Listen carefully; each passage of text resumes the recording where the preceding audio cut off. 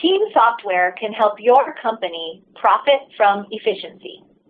For 26 years, Team has been helping building service contractors grow while remaining profitable.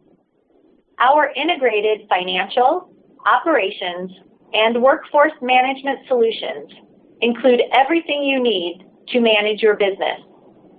Programs included are mobile, telephone, and biometric timekeeping, work scheduling, inventory, quality assurance, accounting, payroll, human resources, Affordable Care Act compliance, budgeting, job costing, and financial statements.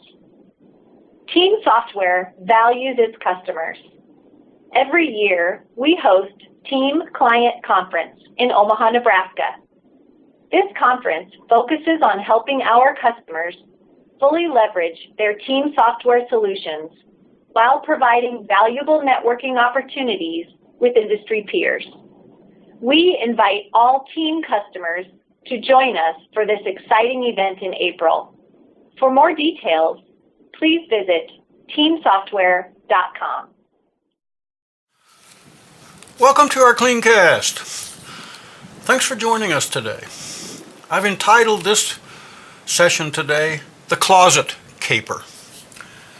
I want to spend some time in this session talking about one of my pet peeves, and that's the disorganized, unclean janitor's closet.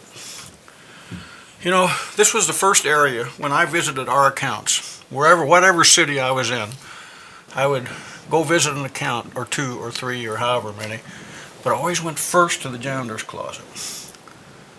I had a wise customer early in my career, very early in my career, told me that if I can't keep the janitor's closet clean, how can he expect me to keep his building clean?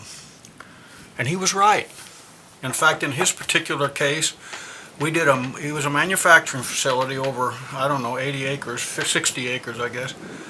And we would walk the plant. It was one of these with buildings everywhere, all over the place. And we would walk that. But I had a couple of agreements with him. One was that I would not tell our employees when I was coming out for the inspection, which I kept the promise. That was one of the agreements. And when I would come out to see him, the second agreement, by the way, was we had lunch if everything was good. But when I would come to see him, the first thing when I walked in his door, he said, "Okay, Oleg, are you ready for the tour?" I said, "Yes, sir." And he would walk down the aisle about, maybe 50 yards, 150 feet or so, walk into our janitor's closet, which was a huge area, because it was our master closet, and he would look in there. And if he saw everything in order, he'd say, "Looks to me like you're doing a great job. Let's go to lunch."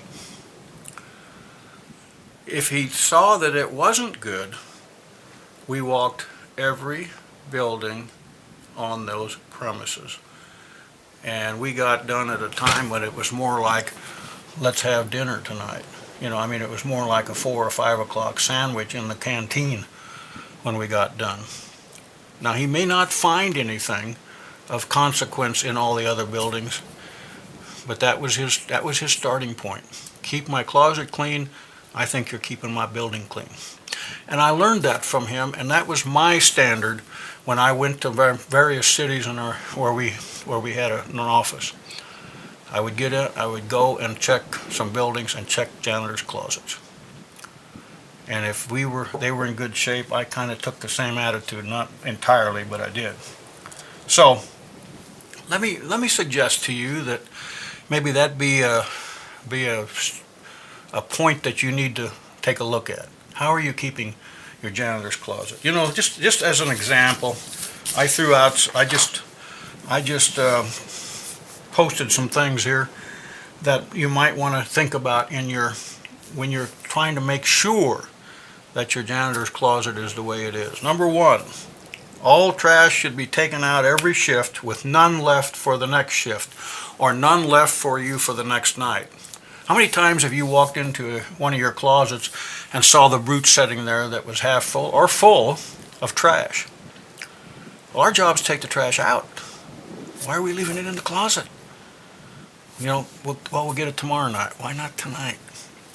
Number two, at the end of each shift, you should always organize and restock your janitor's cart and prepare it for the next shift.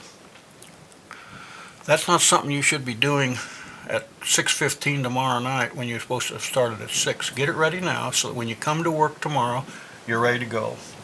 Number three, shelves should be organized so that the chemicals are stored together, paper supplies together, liners together, and so forth. How does your closets look on that? How about number four?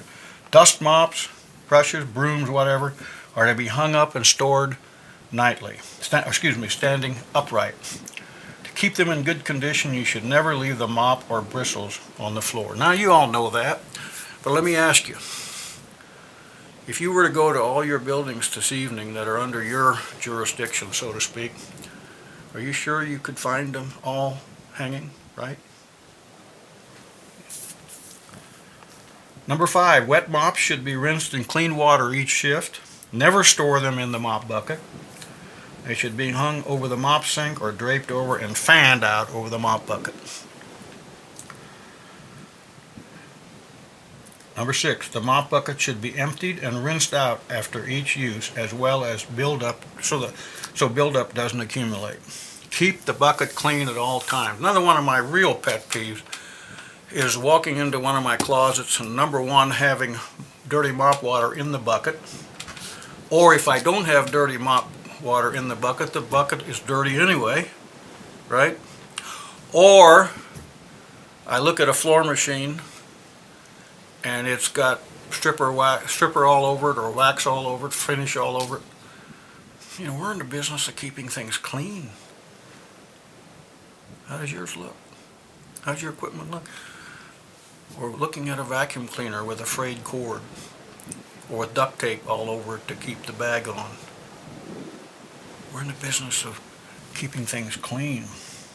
You see, the way you keep your janitor's closet or the place wherever you keep your supplies is also a direct reflection on your company. You know, I've done clean casts before and I'll probably do them again on, you know, the whole image of our company, the whole image that we portray to the community, which goes from how does our lawn manicured to how's our building painted to how are our trucks look, you know, are they clean, to how is the area that we interview people when the employee or prospective employee walks in, how does our facility look? You know, you've heard me do these before, and believe me, I'll do them again. But I'm concentrating here on the janitor's closet. Think about the janitor's closet in every building you clean. What does it look like? You see, in many of the accounts that we clean, the customer many times will share the closet with us. Maybe they have some of their things in there. So they have an opportunity every day in those buildings. They have an opportunity every day to see how we're maintaining the closet. And if they're going into that closet and they see how we've just left things scattered, you know what? If I went in that way, if I was them, I'd be saying, my goodness, this looks terrible. I better start looking around the building. I better start checking the cleaning. If they've got this 10 by 10 or 6 by 6 area and they can't keep it clean, maybe I ought to be looking around to see if they're, you know, maybe they're not cleaning the place like it ought to. You're just giving them another opportunity to break that rope that binds them to you. So let me suggest to you, there's no better time than right now. Let me challenge you that in the next couple of days, today if you can do it, check all your janitor's closets. How is your company maintaining them? How is your crew maintaining them? Mop water sitting there? Dirty mops sitting in the dirty mop water? Is the equipment dirty that you can't even read the label on the floor machine? Check it out today. Let me suggest you keep it clean. It'll help you in the long run. and you don't have to have a closet caper. Thanks for joining us today.